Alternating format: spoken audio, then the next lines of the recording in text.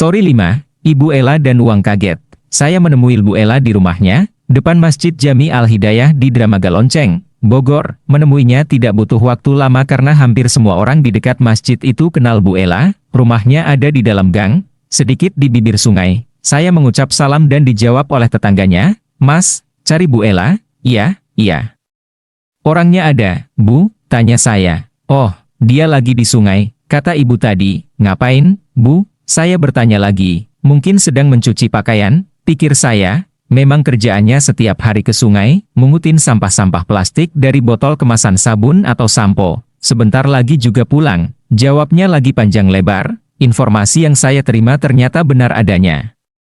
Bu Ella adalah perempuan yang pekerjaannya memang mengumpulkan sampah plastik dari kemasan. Tapi, saya tidak terbayang bahwa untuk memperolehnya, dia harus memungut di sungai. Tak beberapa lama kemudian, datang perempuan paruh baya, kurus, rambutnya diikat ke belakang, banyak warna putihnya.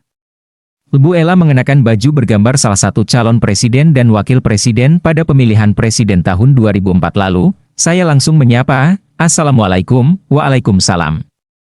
"Ada apa ya, Pak?" tanya Bu Ella. "Saya dari tabloid An-Nur, mendapat cerita dari seseorang untuk menemui Ibu. Kami mau wawancara sebentar, boleh, Bu?" Saya menjelaskan dan menggunakan tabloid An-Nur sebagai penyamaran. "Oh, boleh. Silakan masuk." "Tunggu dulu ya," katanya. Bu Ella masuk lewat pintu belakang, sementara saya menunggu di depan. Tak beberapa lama, lampu listrik di ruang tengahnya menyala, dan pintu depan pun dibuka. "Silakan masuk." Saya masuk ke dalam ruang tamu yang diisi oleh 2 kursi kayu yang sudah reot. Tempat dudukan busanya sudah bolong di bagian pinggir. Rupanya Bu Ella hanya menyalakan lampu listrik jika ada tamu saja. Kalau rumahnya ditinggalkan listrik biasa dimatikan, berhemat katanya. "Sebentar ya, Pak, saya ambil air minum dulu," kata Bu Ella. Yang dimaksud Bu Ella dengan ambil air minum rupanya menyalakan tungku dengan kayu bakar dan di atasnya ada sebuah panci yang diisi air. Bu Ella harus memasak air dulu untuk menyediakan air minum bagi tamunya. "Lia Bu, nggak usah repot-repot," kata saya nggak enak hati. Kami pun mulai ngobrol atau wawancara. Bu Ella ini usianya 54 tahun, pekerjaan utamanya mengumpulkan plastik dan menjualnya seharga Rp7.000 per kilogram. Ketika saya tanya aktivitasnya selain mencari plastik, ia juga mengaji katanya. "Ngajinya hari apa aja, Bu?" tanya saya. "Hari Senin, Selasa, Rabu, Kamis, Sabtu," jawabnya. Sementara Jumat dan Minggu adalah hari untuk menemani ibu yang dirawat di rumahnya.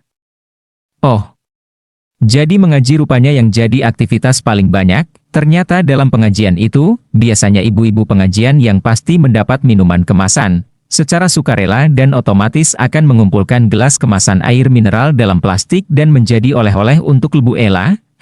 Sambil menyelam minum air rupanya, sambil mengaji dapat plastik. Saya tanya lagi, "Paling jauh pengajiannya di mana, Bu?" "Di dekat terminal Bubulak, ada masjid yang taklim tiap Sabtu. Saya ke sana, ustaznya bagus."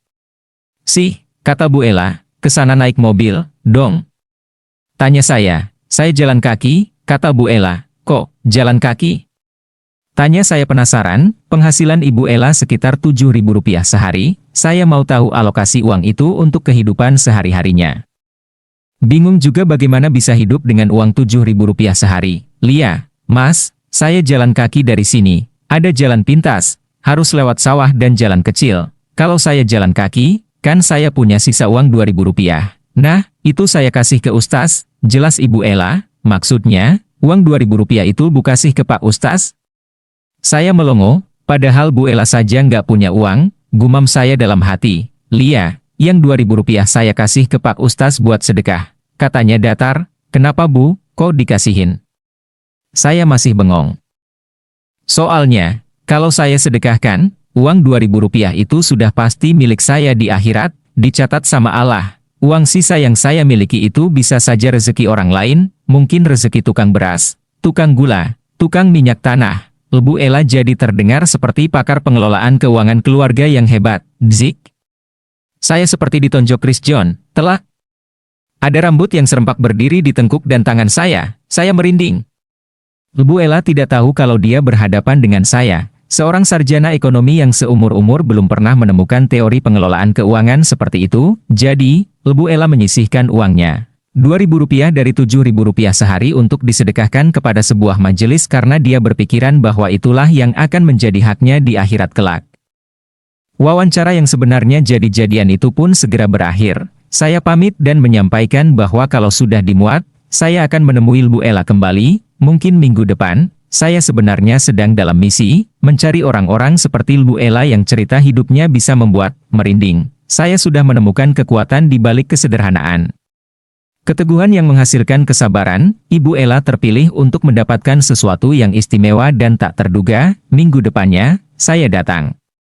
Kembali ke Bu Ella, kali ini bersama dengan kru televisi dan seorang presenter kondang yang mengenakan tuxedo, topi tinggi. Wajahnya dihiasi janggut palsu, mengenakan kacamata hitam dan selalu membawa tongkat.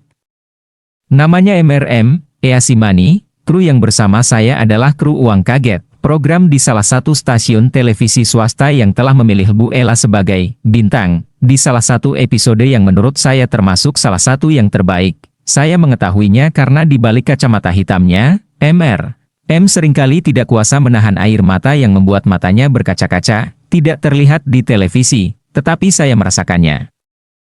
Ibu Ella mendapatkan ganti Rp2.000 yang disedekahkannya dengan Rp10 juta dari Uang Kaget. Entah berapa yang Allah ganti di akhirat kelak. Ibu Ella membeli beras, kulkas, makanan, dan sebagainya untuk melengkapi rumahnya. Entah apa yang dibelikan Allah untuk rumah indahnya di akhirat kelak. Jadi, bagaimana? Sudahkah kita menyisihkan onakos ke akhirat?